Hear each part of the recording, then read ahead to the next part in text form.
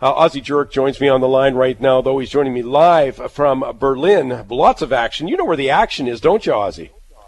Well, there's so much action here today, you wouldn't believe it. We have the West German soccer final. Then there is the 500-year evangelical celebration of Martin Luther's nailing the thesis onto the church wall. There's hundreds of thousands of people here, just packed. But what do I call you now, Mike? Do I call you Obi-Wan Kenobi or Dark Vader? Yeah. Well, let me talk to you about Obi-Wan Kenobi. Alec Guinness made $50 million for those roles. The reason is he was smart enough to get a percentage of the profits.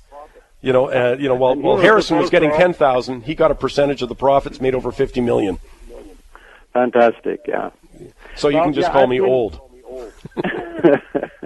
Well, I've been traveling, of course, as you know, from Prague, and I came through a lot of the famous cities of Dresden and Wittenberg and Potsdam and so on, and of course the East Germany. And they are, although they were 27 years now amalgamated, some of those towns are really, really been hit by people leaving, and the real estate values have crashed because I guess values go where people go. Mm-hmm. That's interesting, eh? That I was going to ask you about that distinction between former East Germany and West Germany, and you still see that huge distinction in real estate values. Well, it's essentially an economic thing.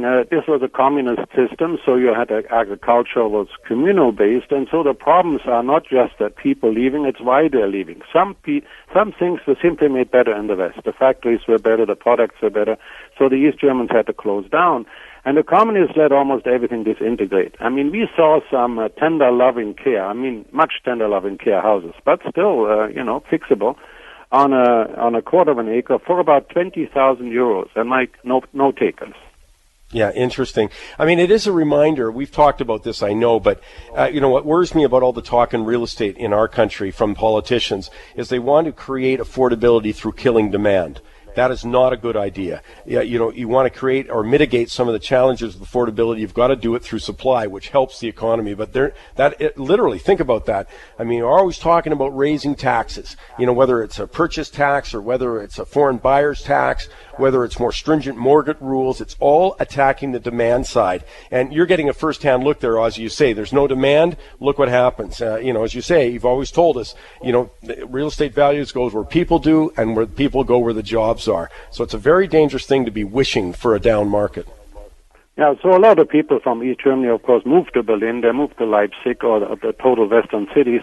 And so in Berlin, 51% of Berliners only own their own place. 49% are tenants. So there's half of the population is not that interested in real estate, but values have really risen sharply, particularly in the last year.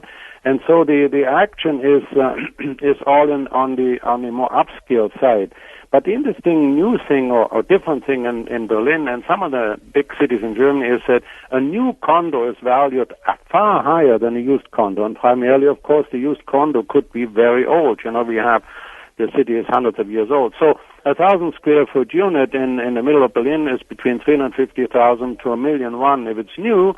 1,000 square foot unit used is 260 to 750,000, much cheaper. But like all big cities, Mike, there's a need for low-cost housing. There's a construction boom in Berlin. 27% of all construction is in Germany is now in Berlin, and yet nothing is being built on the low-cost housing side.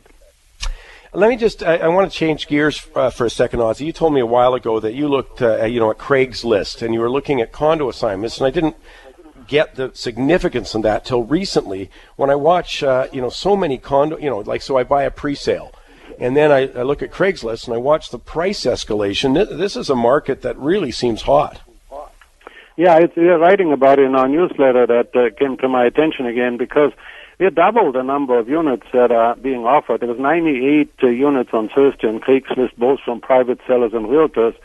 And remember, the pre-sale condo market is booming and the resale market is booming. 44% of all sales in April sold for more than the list price. So no question, it's something to look at. Give us a couple examples.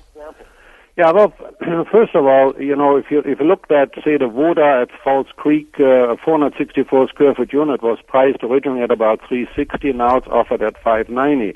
The Heatley on Strathcona Park, the pre-sale for 760 was about 400. Now it's 750.